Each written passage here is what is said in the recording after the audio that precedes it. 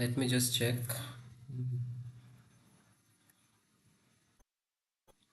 Are we live? Yes, we are live. Okay, so fine. So hello guys, welcome to my channel, and today we will be solving today's lead code problem, and this is the problem. So this is the eighth day of solving live problems. Here I'll be solving problems like from the ground up level, and I haven't read this problem before, so I'll be reading the problem. I'll be listing out whatever is required in this problem, and then we together, if you're watching it live, then we can together solve this problem. We can start from the basics, like what will be the pseudocode for the solution, and then we optimize it with respect to the constraints given in this problem. So here, so basically today's problem is kind of hard, but yeah, obviously we are gonna give it a try. So earlier I have solved a hard problem in live session. Let's see. So guys, this is a pure first attempt. I haven't solved this before, and let's see if we are able to solve this. So let's quickly jump to the uh, notepad where I have already taken snapshots for the problem. Okay. There we go. So I'll be reading the problem, and then let's the first and the foremost thing is to understand whatever is required in this problem. So unless you don't get the problem constraints and everything, solving it blindly is not gonna help. So you should first spend quite some time getting yourself clear with the approach which you are planning. So yeah, let's move with the problem now. So I'll use a highlighter here. So the question is about minimum number of removals to make mountain array.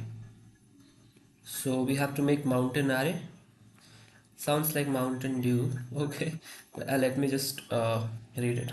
So minimum number of removals, and we have to make a mountain array. Okay, removals. Okay, removals and mountain array. Okay. So you may recall that an array is a mountain array. So I haven't heard mountain array term before, by the way. If and only if array length is greater than equal to 3. So we got first condition here for an array to be mountain array, and there exists some I, index I, it is 0 indexed, with I between the array length bounds from 0 to basically n minus 1, such that zeroth element is less than first element, and so on till the ith index. Till the ith index, basically it says that it is a strictly increasing thing. Basically the elements come, this is the ith index, so basically the elements which are coming which are before this particular index, they are kind of strictly decreasing, and when you see it this way, basically these from the 0th index to ith index, it is strictly increasing because there is no equal to here. So that is the condition for the first condition here, and then there is, this is the other condition. The array ith element is greater than I plus 1 element. I plus 1 will be here, and likewise till the end. Okay, so you got this right. So this will be the ith index. Before that, it's all a decreasing thing, and after it is also a decreasing thing, basically decreasing slope. So what does it say? So this is for any index I, right? And that I could be between these bounds. Now, given an array nums, we are given an array nums here. Return the minimum number of elements to remove to make nums a mountain array. So minimum number of elements to remove. Okay, so we have to remove some elements here. From here we remove some elements. Let's say we remove x elements. After that, whatever nums is left out is a mountain array. And what is the condition for a mountain array? It's this. First thing first, the length should be greater than or equal to 3. Alright. Second thing is about the condition. This mountain thing.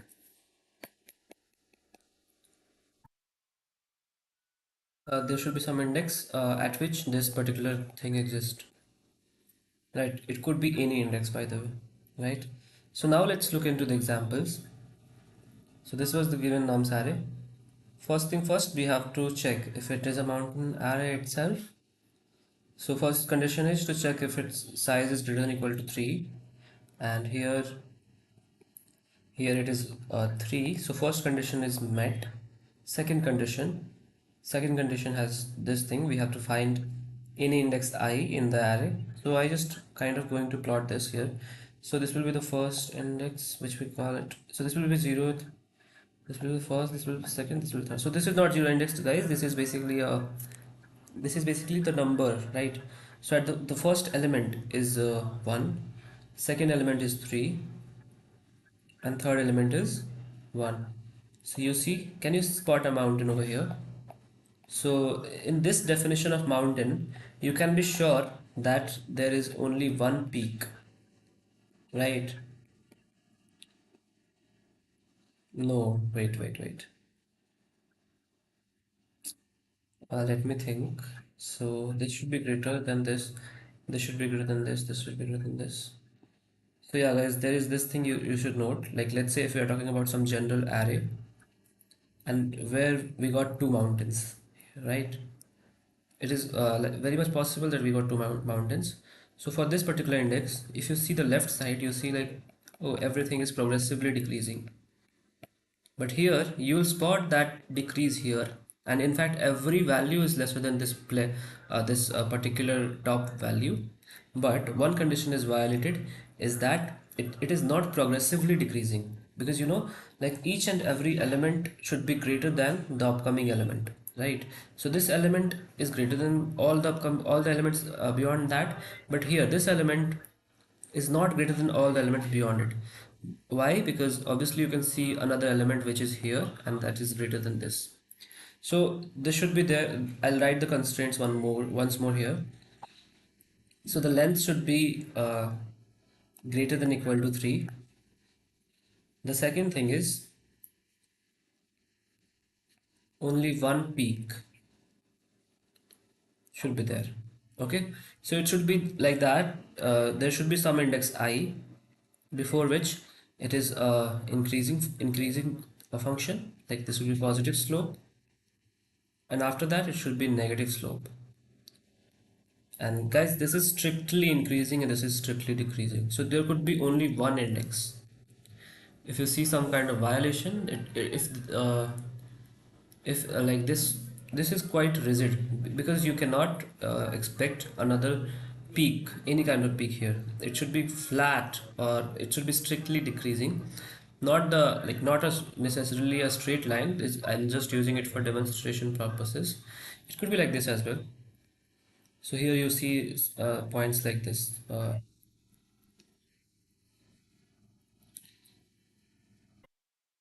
Unless it's decreasing, we got no issues, right? So these are the conditions here. And what if it is not possible to make any array mountain array? That could also be a case. So let's say we got some elements like this. Okay, so one more thing. So you should consider some edge cases as well. So let's say, what if an array is like this? Like all the elements are decreasing. Is it a mountain array? I guess yes, because if you consider this particular index, let's say this is the 0th index. So the first condition is we have to go till ith index, right? And I can be, okay, so I cannot be 0, I can be 1, and I cannot be the end element as well. So if I talk about this particular case, I cannot uh, I cannot consider this as the mountain index, right? I can consider this as a mountain index, but obviously it's not the peak. And here also it's not the peak. And here also, if we are at the, we cannot take the end index as well. Why? Because you see, Let me just erase this thing so that we can see the constraints very much clean, right? Now here you see we have to find um, wait, yes, we have to find some index. It could be any index, and it cannot be 0, and it cannot be the last index. So it cannot be the first element, it cannot be the last element. It has to be the element in these particular indices, and these conditions should be met. So it should be minimum 1 and a basically maximum it should be n minus 2. So so it if we follow these conditions, it means that this particular case is not cannot be a mountain array, and here this particular case also, this particular case which is strictly increasing, this also cannot be a mountain, because if you see any index uh, before this it's a correct thing, but after that we can see the greater elements, and we cannot take the last element and the first element, so you cannot find a particular index that follows these two conditions. I hope this is very much clear to you all, right? And so what does this boils down to? Basically it boils down to this fact that it should have one and only one peak, right? And there should be peak for sure, right? Okay, so knowing these things, now we can examine this particular case here. Let me use a temporary marker. Now, here is this thing. So we see 2, 1, 1, 5. So first of all, let's check its size. So the size is in fact greater than or equal to 3. So good for us. Now when we start plotting it, we see let's do it, right? So this is 2, this is 1, this is 1, then we got 5, then we got 6, then we got 2, and then we got 3, then we got 1 over here. So clearly you can spot the things. It's not, there is the concept of one peak is not there, and second thing is that it has got many peaks, right? First of the thing is that only, and there are many elements which are equal to each other, like these two. So this can never be a part of single particular peak, right? And here also you can see one over here. So basically this one is appearing 3 times. So this can never be the case in case of a valid peak, valid mountain representation. So what can we do? Let me draw a permanent thing for this. So let me just label it up 4, 5, 6. So we are going from 2 to 1, then we are going to 5, and then we are going to 6, then we are going to 2 again, and then to 3, and then again back to 1. So you see this is the thing, right? And until and unless there is a peak between two equal elements like this 1, 1 and 2, you cannot afford two equal elements side by side, right? That's the one thing which I'll be deducing from this. So from these two, the first step will be get rid of one of them because they're consecutive. They do not represent a monotonous thing, and they cannot represent in future as well, because even if you keep both of them, so it's really not possible to keep both of them because they're kind of representing a flat structure over here. However, there can be two ones, one this side of the peak and other at this side of the peak. So, but clearly that is they are not consecutive. So if you spot consecutive elements like this, so you're gonna squeeze it down to a single element like 2. Okay, so that is the first thing which I am reducing in order to solve this problem. Let me erase this unnecessary stuff.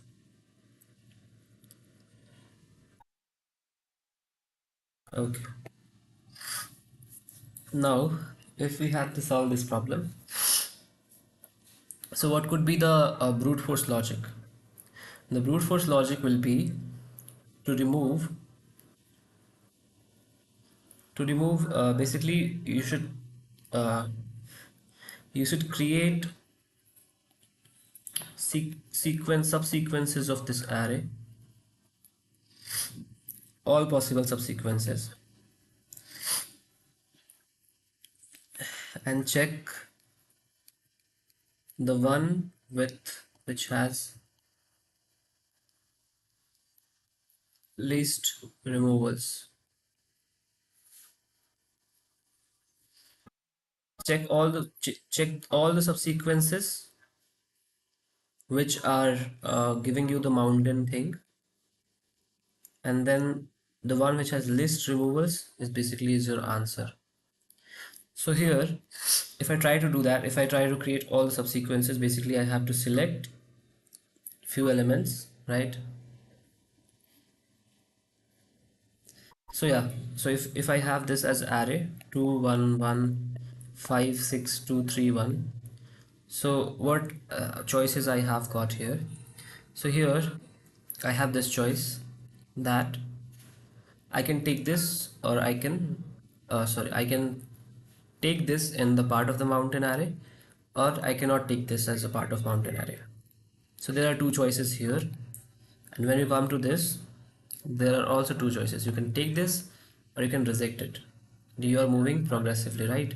So basically these cases are getting multiplied. So if you generate all possible subsequences of this, it's kind of take not take kind of recursion, and you will be getting 2 to the power n cases over here. And 2 to the power n cases, at the end you will get a valid array here, which you will check if it is a mountain or not. If yes, you report the number of deletions you do, number of deletions done to achieve that array, and if it's a no, then this particular step was not valid. So and then you just return it. So one more thing is given in the constraints here, that it is guaranteed that there will be a mountain array out of norms. Otherwise there was a case that all the elements are, let's say, all decreasing here, so in this case you can never make a mountain array. But as they have said in this problem, there is guarantee that no such case will exist. So it's their guarantee, and obviously we are going to consider them the guarantee, the whatever thing they say. So we will surely get an yes over here, and we just report the number of deletions we have done, which is easy. So talking about, so this approach, brute force approach, I'll write brute force here. So we have 2 to the power n 2 to the power n possible subsequences, and for each subsequence, when you check it, the worst case it could go up to n. The checking for whether it's a mountain or not could go up to n, maybe not n, because we try to maintain mountain from right here, so it might go in order 1 if we try to optimize it further. So this will be the brute force solution, and this will be the time complexity of the brute force solution. And here n is of the order 10 to the power 3, right? So it will be 2 to the power 10 to the power 3. So this is clearly 2 to the power 1000. And if I talk about 2 to the power 10, So it would be like 2 to the power 10 into 100, like this. So 2 to the power 10 is 1024. So guys, this is basically 1000 to the power 100, which is 10 to the power 300. And this is way beyond acceptable limit, which is 10 to the power 7 in the algorithmic, like, to avoid time limit. Okay, so this was for the brute force discussion. Like, you can easily generate a case using brute force by these movements, take not take movements. So clearly you are not getting a solution. You're getting a solution, but you're clearly not getting a solution that passes the constraints of the problem, right? So if I talk about brute force logic in a very much like very less time, it would be to basically this. So earlier you will start with the first element and from the starting point. So recursion trees are basically like this only. Every problem you can draw it like that. So you'll start with the first element. So you can take it.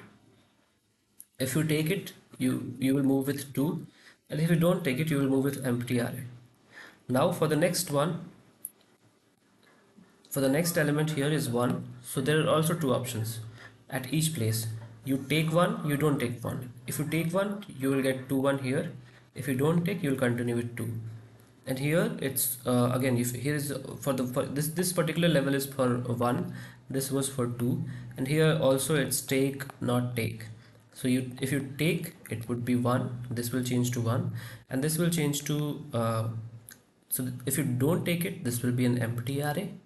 And here also, that's what I was talking earlier. I told, like, the checking itself is order n, but if we optimize at this place, so here we see that 1 is less than 2, which is kind of breaking the concept of the minimal, basically, mountain array, because it's like starting with this only. So this case is already invalid, so you can just stop here. This branch can be rejected. But if you don't, like, you can see here, you had two possibilities. Now it got increased to 4 at the third element of the array.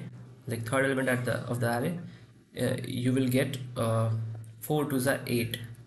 So you see, third element you are getting 2 to the power 3. Likewise, if you progress ahead, at the end you will have 2 to the power n cases, 2 to the power n different subarrays. And at the end, you it is guaranteed to have a valid solution. And so you just check the which one has minimum deletions throughout the way. uh, that would be the answer. So this was the brute force approach, but this is not going to help us to pass pass these constraints here. Now there comes the next thinking, like how to optimize it. And for optimization purposes,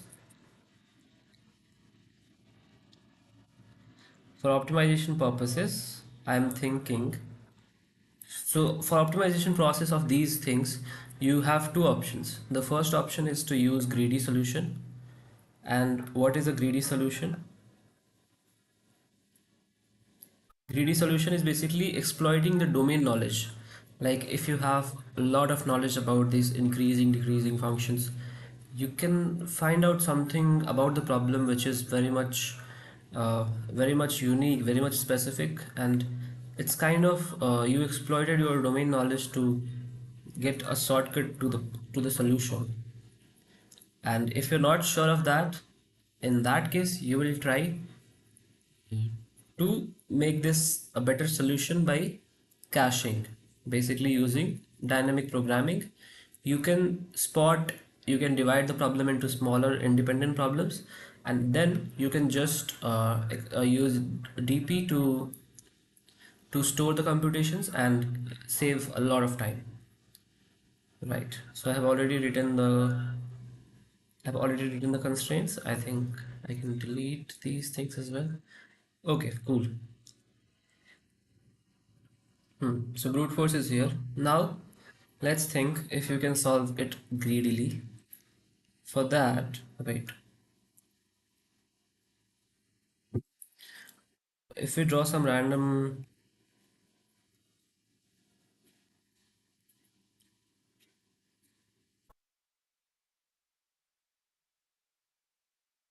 so if you draw some random thing like this here, in this case,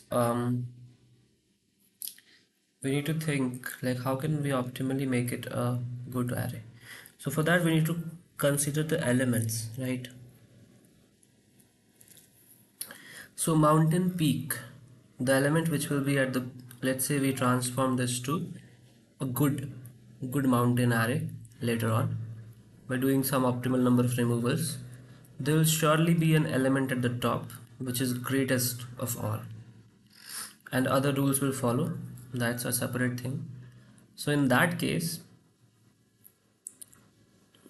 so in that case, we have the possibility that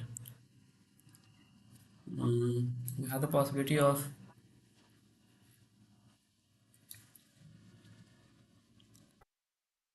we have the possibility to these elements. We have possibility for these elements to lead and be in the final answer. Even this can also be the final answer. So the elements which are first of all we can check if it is already a mountain array or not. In that case, so if we are starting from here,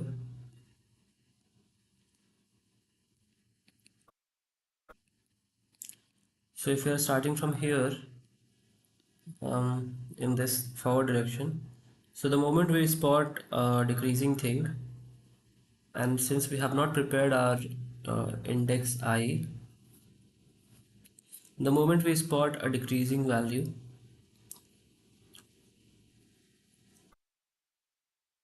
this it's a red signal. Now the thing is that even this can be removed and this can also be removed. There are two solutions, two possibilities, right? If we remove this, then it is kind of settled here, right? And if we remove this, maybe if we remove this part here, or in fact even this node here, it will be a good representation, mountain representation. Yeah, so there are like many possibilities if you think it greedily. And if I talk about a DP thing, if it is possible or not, DP is like breaking down a problem into smaller subproblems. So in this case, can DP be applied? Let me think. Not really, not really, because some part of the array is increasing, some part of the array is decreasing, and one thing I can say is that for each element inside this array, these two elements, these two elements are can never be the peak or something, because we all know that the elements at the end cannot perform a peak or something. So these elements are quite okay. So these elements, if I talk about them, then this will be the start, this will be the end. They should be the least. Basically, they should be. Okay, so this is the thing which we can think of is that these elements will never form a peak, right? These two elements will never form a peak. So they should be lesser. They should be strictly lesser than all other elements which are in the remaining array, right? If they are greater than any of the elements here, so either that element can be removed or then or these elements are removed. So basically that is again the kind of thing which like requires your knowledge like of future. Okay, so this is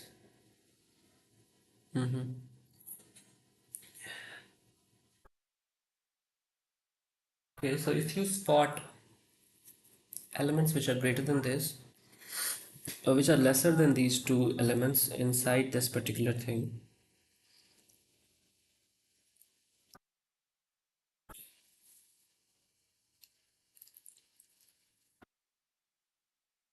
then there are two options.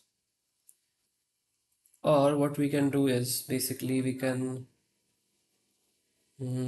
just jump. What do I mean by jumping is this.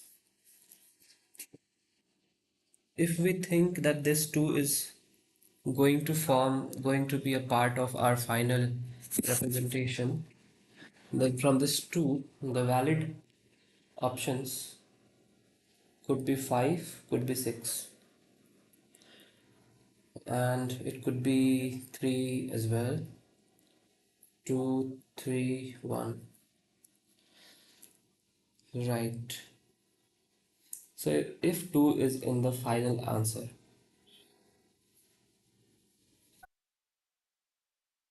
then there are a bunch of possibilities. Like 2 can pair up with 5, 6, 3, and again from 5 a different kind of possibilities is are there. So this is an still increasing. So now after 5 are hmm,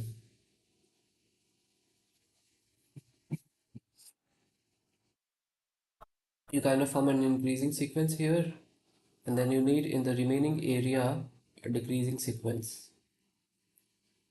Okay. Oh, this kind of gives me a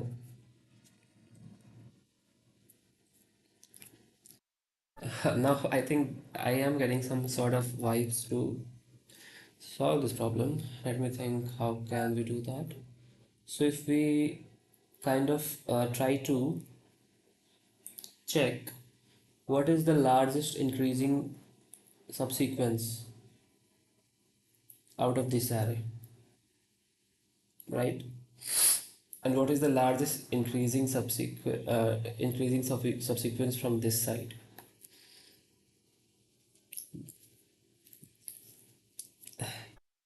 Not the largest, but mm, it would be kind of intersection of that. Let's say we say that till this point you find out what is the increasing subsequence, and beyond this part you find out the largest decreasing subsequence, and whatever length you form. Okay guys, so I think I cracked the logic, but it would be hard to implement.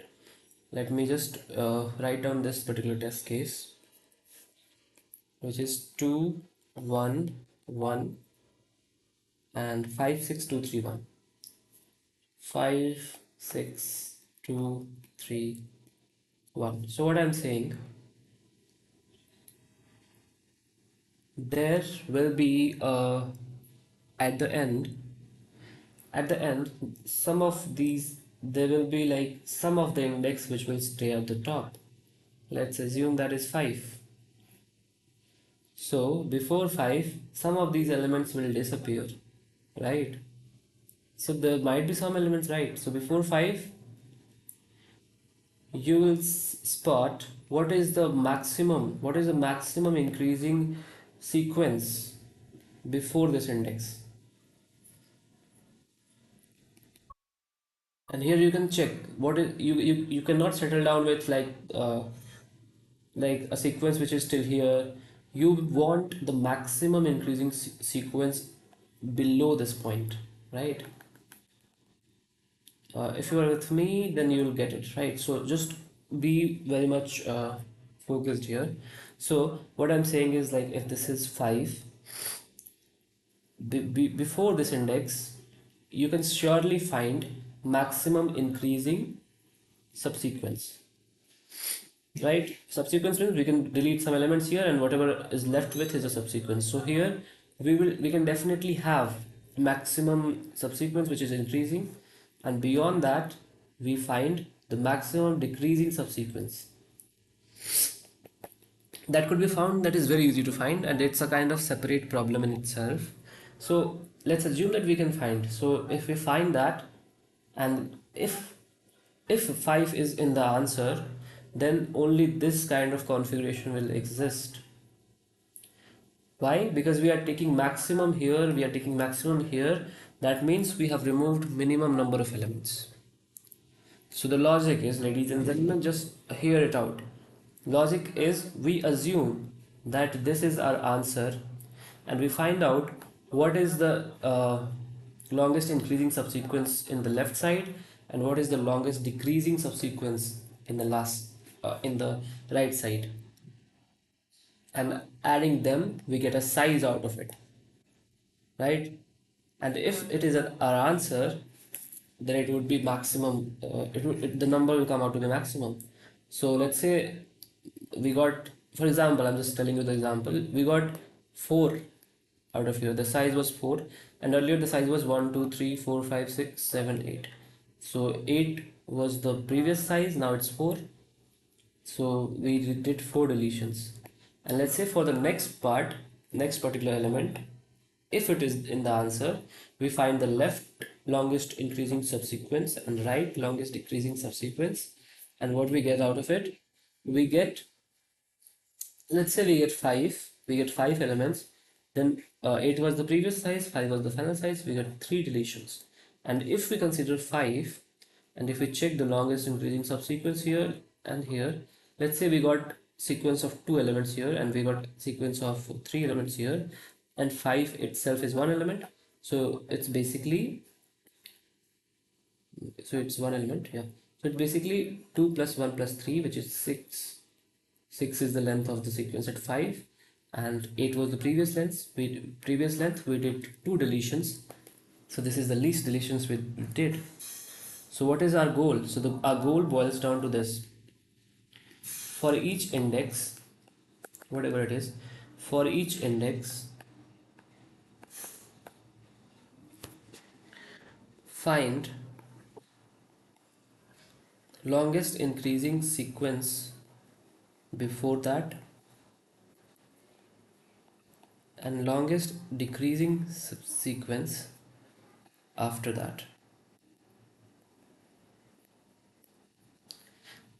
If it comes out to be 0, it's an invalid case. If it comes out to be 0, it is an invalid case. If they are not 0, then you get some length, and you now keep track of how many deletions you did, and this will be leading to your answer. So for each index, find LIS before that index and LES after that index. I have no idea how I'll calculate these, so these are different problems in themselves. Right, and now we have to also adhere to the time complexity things. And right, so we all know that this is the n is of the order 10 to the power 3, and now we will be doing it for each index. So we can try to do some caching and stuff, but we'll see how it goes. So again, we need to find out the longest increasing, basically number, these two numbers at each index. I think here DP will work. So this is basically, there are two problems here. First is LIS, and now focus on LIS only. So for the first index, before this we got no elements. The first index LIS is 0. Second index we got one element. So this is clearly, we need to check if it is less than this index, right? So if it is, then we got 1.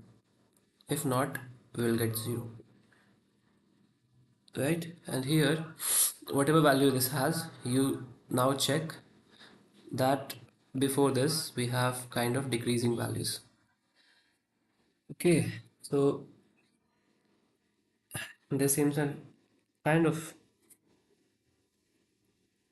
um wait, not easy. This is also a problem in itself.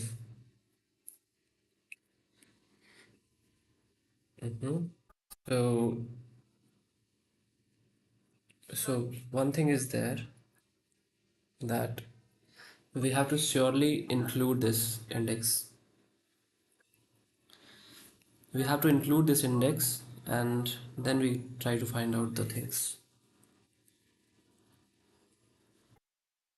Yeah, so this index plays a significant role in finding out the answer in this part. Cool. So what will be the order of that? It's 10 to the power 3 and we cannot afford solution which is beyond n square. So here we can go up to order n only to be very honest. In order n, can we find that? Or can we find that? Um, so basically this will be part of that thing. So if we are doing it for, let's say, this element, it has got some value 10. So before this, there will be some elements here and they could be randomly arranged, but we will be interested in the ones which are less than 10 only. It could be like 2, 7, 3. In this case, guys, the sequence will be 3, 7 and 10, 10 itself. 3, 7, 10 will be the largest one. So how do we get this?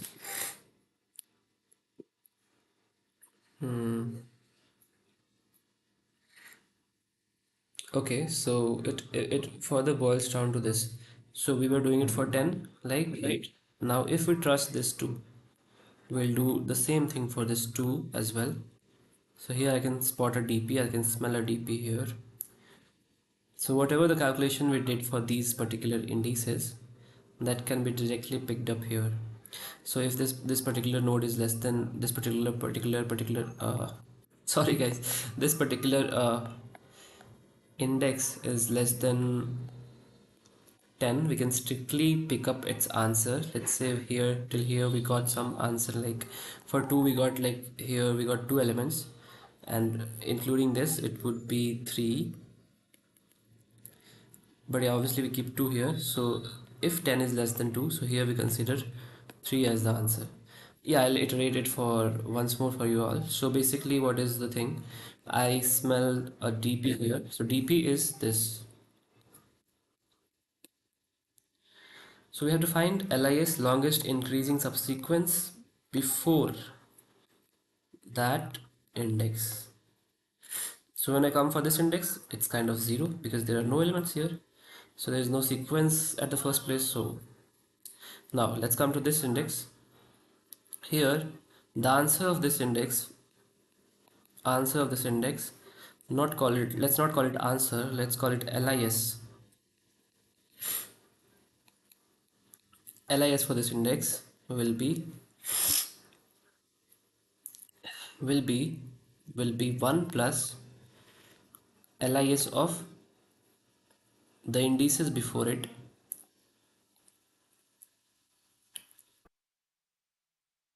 not indices, valid indices. And how do you check the valid indices? Let's say this was 10. You can only trust the answer of this index only if it is lesser than 10 in value. So for here, you will consider the one which has less value. So let's say if it was 2, you will say, oh, 10 was there, 2 is there. So whatever the answer for 2 is, it means that you, for 2 we have answer that before that index what is the LIS, and obviously it would be, all would be lesser than 2 and 2 is itself lesser than 10. So this can be directly extended to this. So you just list out all valid indices. There could be many valid indices before this, and you add 1 to every one of them and take max of it. That would be reported as the answer of this part. So here this particular thing is a DP thing, and this DP will take order n square for its overall calculations, which is very much evident and it's not a big deal. And if we progress here, we kind of get all of these calculated, right? Yeah, so this will be take order n square and at the end you will get LIS for everyone. And now when it comes for LDS, longest decreasing subsequence, we all know what to tweak here, guys. The valid indices basically.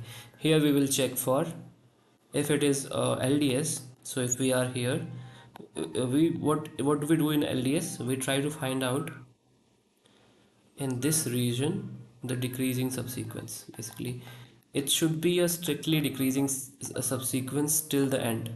So if we are at this index, we will look for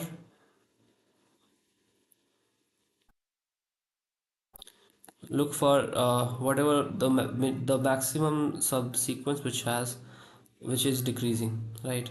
So if we do it from here, we can do it, it's very much fine. But there is a hack. You can apply the same algorithm when you traverse this in this direction, right? Because from here you are kind of finding the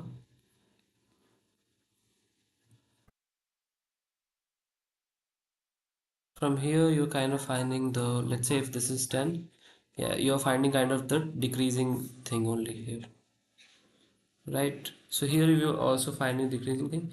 So here you're kind of finding the decreasing values only. So it's a similar problem, right? Because in this direction it is a LIS increase. You'll find from this direction you'll find the longest increasing sequence, and you just report it to LDS. So this DP will also take order n square, and when you're done with LIS and LDS, you just apply this logic. Now since you have already computed it, this will be order n only. So the overall time complexity which we get here is order n plus order n square plus order n square. And since these all are big O notations, the overall time complexity will be order n square. Okay, so so this was kind of a rough explanation. Now I'll just write the algorithm and then we jump to the code to implement it. Right, I just quickly check how many people are with us. Wait, we got no visitors here. Okay, so I'll just so cool, no problem. Let's go ahead and write the logic. I know many people see it after the stream. So first is here. First thing first, calculate LIS and LDS for each index. Second thing is for each index, find mountain size, which will be 0 if LIS or LDS both are 0, like any one of them is 0, it means no valid mountain exists. Else it would be 1 plus LIS and 1 plus LDS,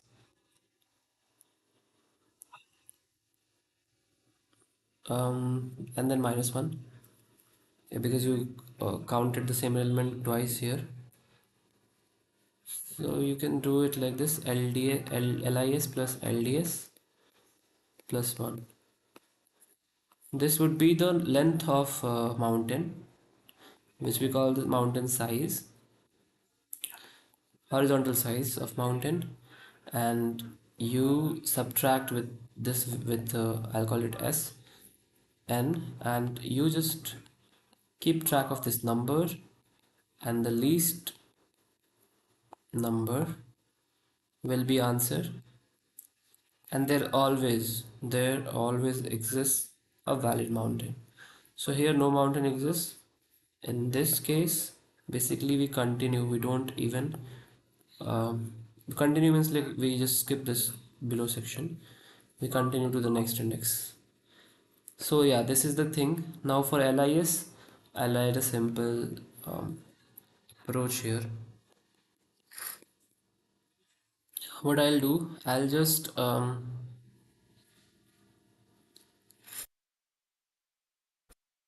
yeah, I'll just do one thing here.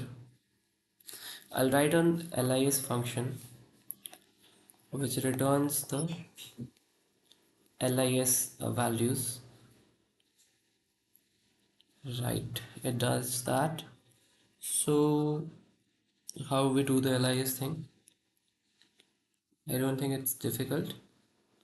So we first initialize this DP of 0th index as 0 because it's obviously there is no LIS, there is no sequence before that. Now for this one, what we do, we iterate in the previous part. If the DP is not equal to -1, we check. No, first thing first, wait. We start with this. Now for index 1 towards the end, in fact n is also not needed, but we'll do it. So towards the end, now what we are going to do here is basically if valid index, no, so not nothing to worry about the valid index here. So now we are going for these indices, right? First thing first, we iterate backwards from the ith index to 0th element, and then we check for if this j is valid. And for how validity is decided, if a value at j is less than value at I, then it's a valid index. Then you just do this, so you'll maintain the answer which is called DPI at this level, which was initially, obviously it was not initialized, so it will be -1. And if j is valid, you will just do this DP of so you'll yeah, so you'll do this. Basically you keep track things in an answer variable which is initialized to 0. Now you, if j is valid, whatever, and g, since j lies before I, it is already pre-computed, so you'll get this dpj if it is valid, and you just add 1 to it. If j is valid, and also dpj should not be, no, it doesn't really matter. See, so if it is valid, you just do this 1 plus dpj is the size from of the maximum increasing subsequence before that, for sure, right? Because if it was 5 and it was 2, so 2 is a valid index because 2 is less than 5, and then whatever elements you will get here, it will be less than 2. So whatever is the solution of this part, it can be directly extended to this part, and by extending we just need to add 1 here. So whatever answer you get will be the answer from this journey, which includes 2. Now it might be the case like 2 has very less elements here, but there could be some other index here which has kind of very dense number of elements here, so which will be, so for that this j will vary because we are moving to the towards this end, and for that at the end we'll calculate the max of all of these things, and answer will be saved to dp of the particular index. And by this at the end we just return the entire dp thing to this lis function. Now for when we have to do LDS, what we will do, we'll just reverse this, we'll reverse nums, so it will be like earlier it was like this, so it will be then reversed. So if you reverse this, so basically these all elements will come here, and here you'll try to find out similar situation, and whatever results you get, whatever the dp you get, you reverse it to get the LDS. Yeah, so I think this is the approach here. Let me just circle it, like square it up in a container. Okay, I missed some. Sorry guys, just let me just draw a square here. What? Wait, I'll just draw a smaller square. Oh, yeah, correct. Got it. So this is why man, why are you so much problematic today? So yeah, we got this particular approach, this particular oh man, there should be a rectangle. Now it's a square. Mm. Oh, sorry guys, literally very very sorry for this, but let me just do it now. I think this will take. Oof. Oh, so let's leave it. I'll just add a boundary like this, and this is the LIS and LDS approach. I'm wondering if I could write a different function for LDS. Let's just quickly think about that. So this is the LDS thing, and for this index, the answer would come out by calculating these all. So we may need to start from here and do the same things which we have done here. Yeah, so basically this is the same thing. You'll do all these stuff only. Just you have to start from here. It will just increase the complexity. I guess it is better to do a reverse and then just do a just reverse the result you get. And that would be LDS. So let's go ahead and solve this thing. So guys, like I have told you earlier, all the hard problems are actually combination of two medium problems. So in this problem, the first thing to identify was this. The first thing to identify was this particular pattern that this particular pattern that wait, let me just draw an array. So you have to identify this pattern. Like there will be an answer, and in that answer, any one of these will be the maximum index, right? So what will be the configuration at that point? At that point, all elements before it will be like decreasing. Here it will be decreasing, and beyond that also it would be decreasing. So what should be the logic? So each and every index has opportunity to be included in the answer. And what will be the final answer? The index which has largest length of the mountain, size of the mountain, basically the horizontal size of the mountain. So all of these have got some kind of opportunities to be the answer. So what I am doing here is basically giving opportunity to each one of them. So if I think that this random node is the answer, what I'm doing here is basically I am calculating the longest increasing subsequence in this particular region, and I'm calculating the longest, and here in this particular region I'm calculating the longest decreasing subsequence. And subsequence by default is, but the definition of subsequence is that you remove some elements in from the array, and whatever is left as it is in the sequence is the subsequence, right?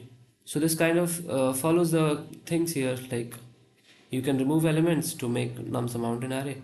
So this is the thing guys. So every index has opportunity to be the mountain array top index, and there will be only one index. We have already discussed in the live stream, and so there will be only one peak. So that's where we build that solution, that it should have only one peak, and LIS is here and then LDS is here. And LIS and LDS are, like I told you, they are sub problems. They are standard DP problems. Though I was not aware of LIS and LDS, even I'm not aware now about the code. I've not remembered it, but yeah, I know how things will be cast and how it will be done. So that's why I have written everything down. So this is the thing. Since we considered each index has the opportunity to the top mountain index, so now we just calculate the mountain size for that index considering these LIS and LDSs, and then you take the one which will be formed with least number of removals, right? And here is this the sub problems, which is basically LIS and this is the logic of LIS, where for each particular index we check valid indices before that, and if it is a valid indices in like indice, then you just take the answer of it and extend it to our favorite node. Correct? So this was LIS. This was LDS is obviously the what I for this I will be reversing the nums, feeding it to the LIS algorithm, and whatever the answer I get, I'll reverse it to get the LDS. So yeah, this is the entire logic, and now I'll be keeping it here for the reference. And now we jump to the code section to code this up. Okay, so all of this was created from scratch. Even I was not sure if I could solve this problem or not, but I did, because I had this like, so we started thinking from scratch. So we kind of were sure like we will reach to a brute force solution. And now to optimize it, obviously you need some kind of exploitation of knowledge of caching or some kind of domain specific knowledge. Right, so let me just switch to the code editor and we code this entire solution. Okay, just give me a second. Yeah, okay, so it took around 60 minutes maybe to build the solution. Now let's go ahead and write the code. So first thing first, what we do here, we have to implement this. So we first start with the data structures and the functions which we might need, right? So first thing first, I'll try to change this to A because it makes it very much easier to write in the code. So first thing first, I'll need, these are basically data structure and variables. So I'll need n, which is the size of the array. Apart from that,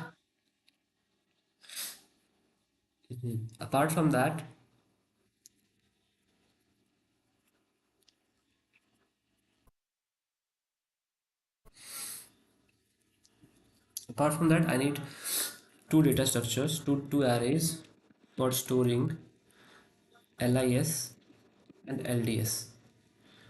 And let me do this. I'll make them fixed size, and so that I don't need to push back, and it kind of makes it fast, because we all know that when we push arrays, push back, when we do push back, it kind of doubles the size of the array. It is not aware of the size initially. So this is kind of LIS and LDS data structure defined here, which will be cached, which will be cached, right? Now, we need two functions here. For the first function, so we need only one function here, like I told you. We need a function for LIS, and I'll just quickly assign this to, so I'll call it compute LIS, and I'll pass our favorite array to it, and maybe n, which will be handy over there. And yeah, so this compute LIS will be written above. Now this will form our LIS array. Now we need to also form the LDS thing. So for LDS thing, here is the catch, guys. We will use the same function, but here we just reverse. Okay, so if you want to reverse the array A and also store its copy, so since we are done with LIS, now we can use the same A over here. So first reverse A for LDS. So we execute this reverse function with built-in, which is a built-in function in the bit slash SDCC library, and here we can just pass the iterators to the beginning of the vector and the end of the vector. This will reverse it, and then you pass it to this and you do this. And now you need to do one more thing, reverse. This LDS is actually an LIS in a reverse manner. So you need to reverse it to make it correct.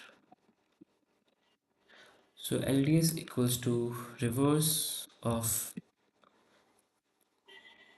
LDS dot begin. So obviously I don't need to reassign it because it happens in place. So this will be begin, this will be end, LDS dot end. And then what we do next is basically we execute our favorite this approach. This is not a big stuff.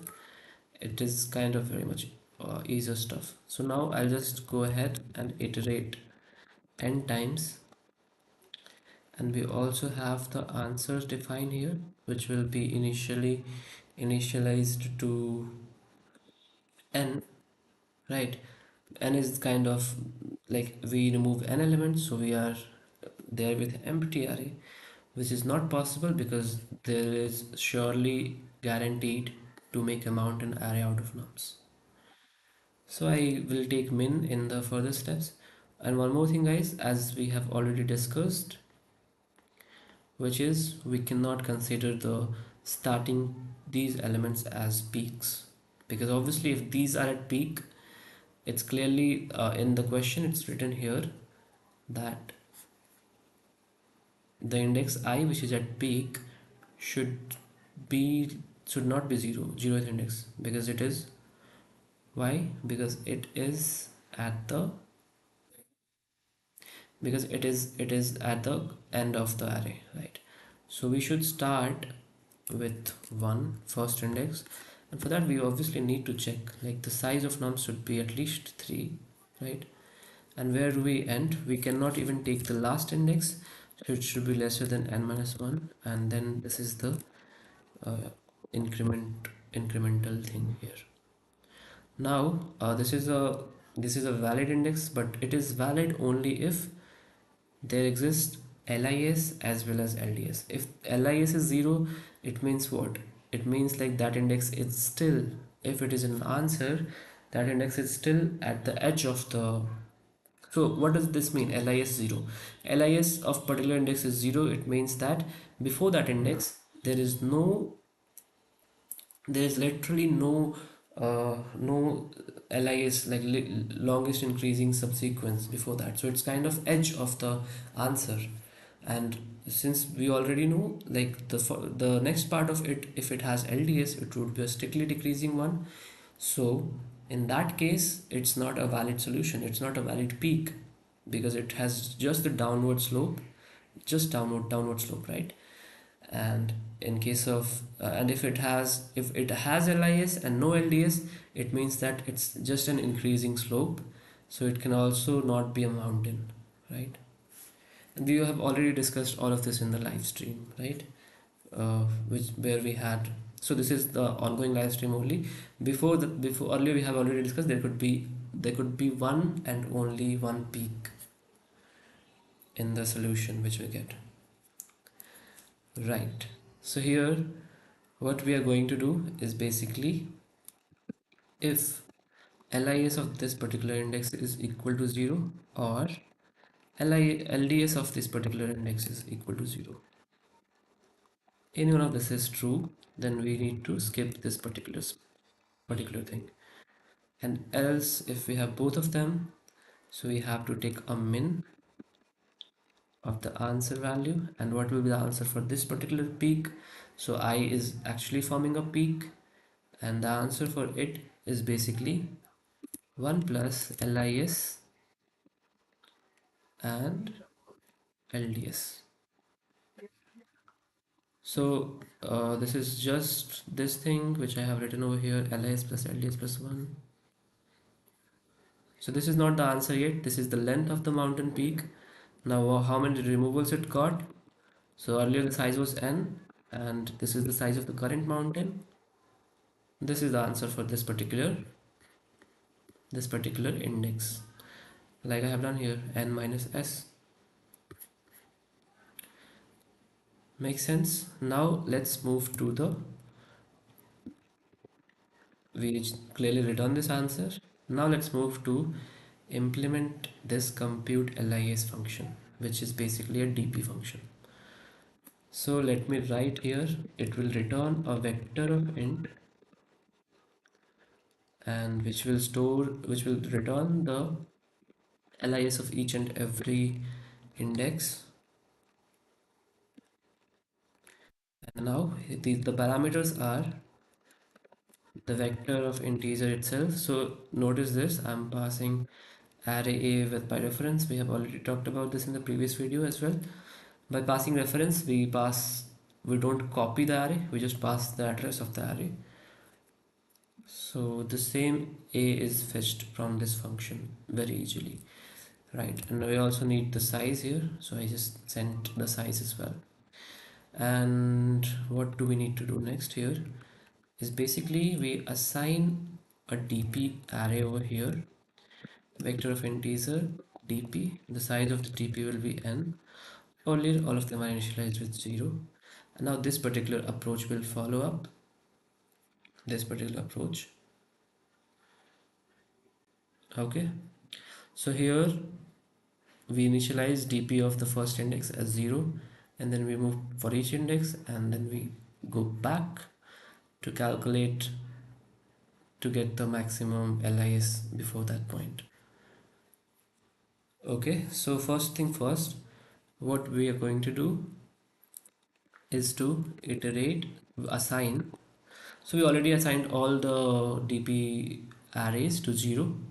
This is the way to, so in vectors you can assign in one line. Basically by doing this, here you specify the size of the vector, which is n because there are n indices. There will be the answer for each and every index. And the 0 is the what? 0 is your the value which you will assign to all these indices. Right, so I'll just write the result of this DP is the longest increasing subsequence before that particular index.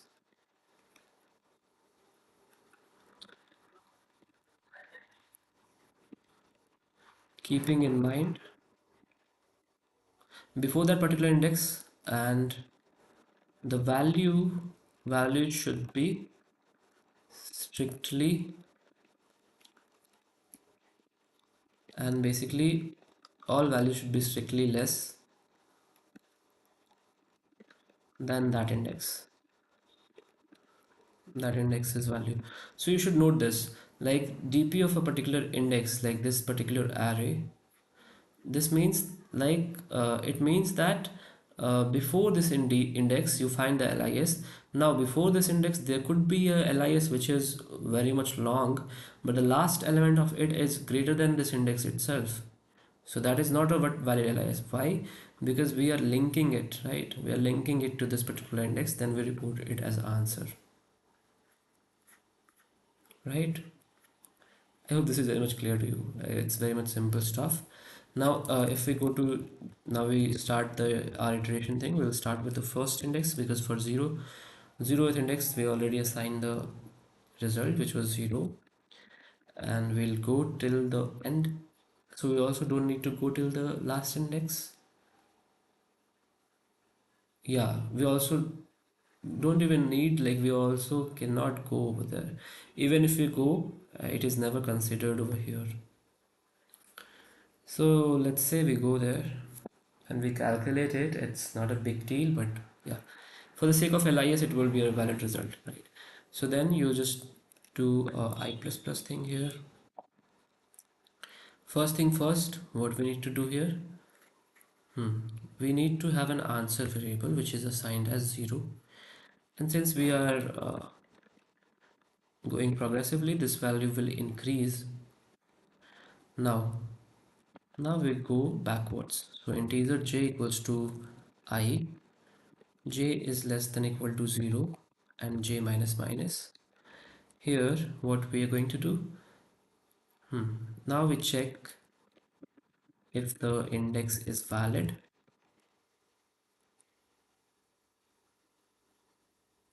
Okay, guys, so there is some sort of problem. No. So it will be, yeah, pre-computed at the first place only. So for validity checking, basically it should be lesser than the current index, right? So answer of, so definitely we'll start with the number which is before the ith index. So it should be like the value at a of I should, if it is lesser than value at j, it means, or even if it is equal to this, it means it's a violation of LIS, right? Even if it is equal to, right? And then in that case, we just continue. We just report our answer to be zero. We are fine with it. And sorry, not the, yeah, for this step it's zero only. Now we move to the previous index. Now if it is cool, then what we do here, we do this.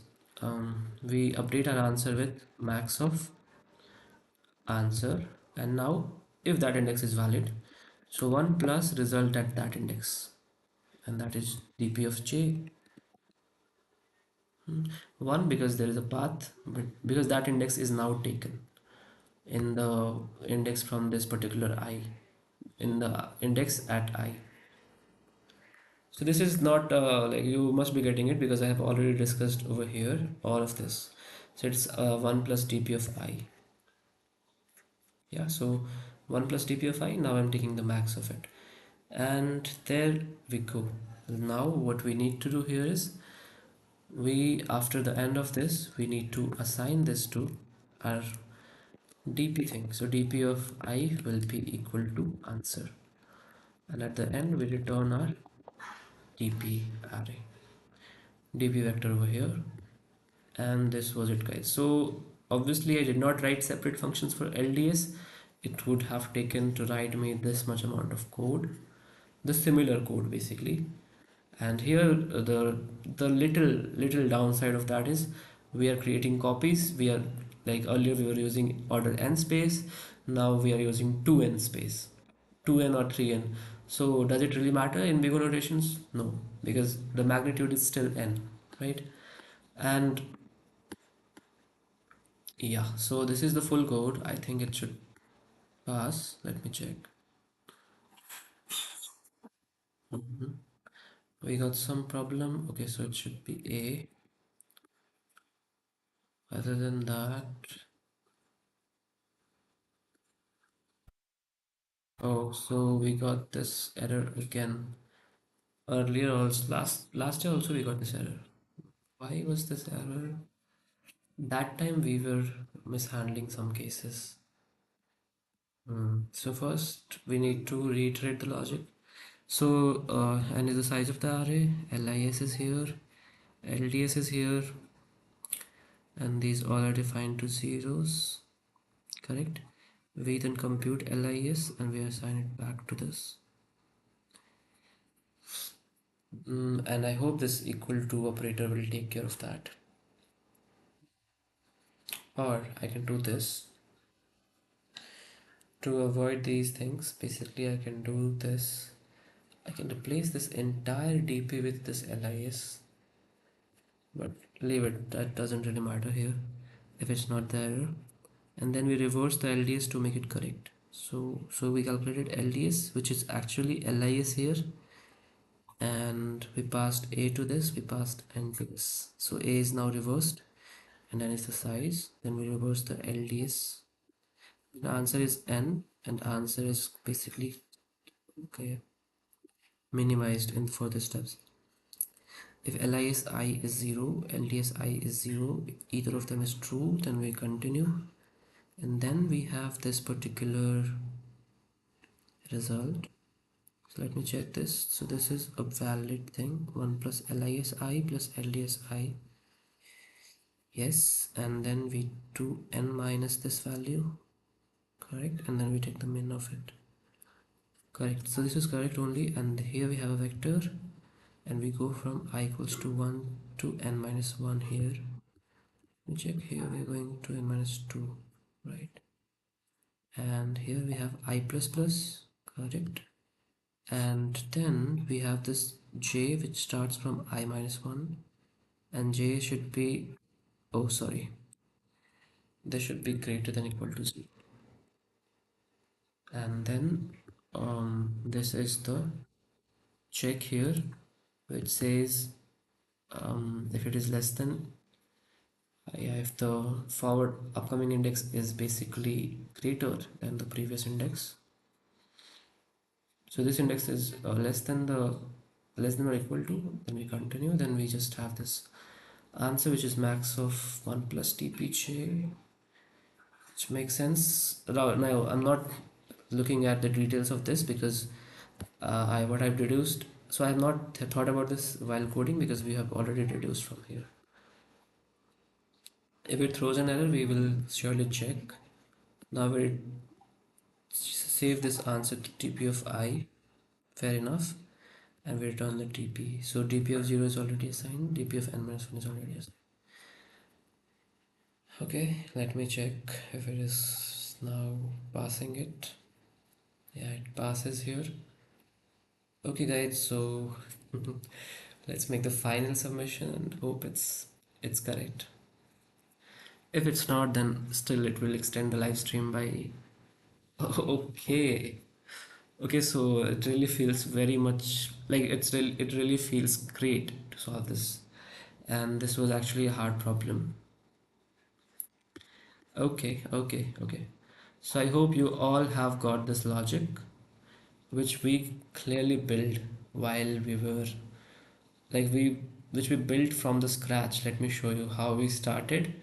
And this was the brute force solution over here. And we started from brute force to figuring out this main logic here, and then we just write it down everything. So this is the most crucial step of solving any problem. You should have the pseudocode ready with you, and then you start coding it. And if you spent a lot of your time in pseudocode, then it is just a matter of debugging and basically correcting the minimal mistakes. Otherwise, if your logic itself had some faults, it means you need to come back to these steps and you need to build one more solution. And that is where it takes a lot of time. Okay, so guys, I guess we have solved this problem now. And I don't think there are people watching this. But still, yeah, it feels so Otherwise, if you launch to solve this problem, and I hope you'll also learn it while if you check out the entire video. So that is it, and I won't make it a longer video. And that is it, guys. Happy Diwali, and we'll meet in the next one. So we'll meet tomorrow, but after tomorrow there will be a gap of 2 days. Maybe I'm going to some kind of trip, and then I'll be back. Probably this will be lost, but I don't really care, right? So let's go ahead and end this stream.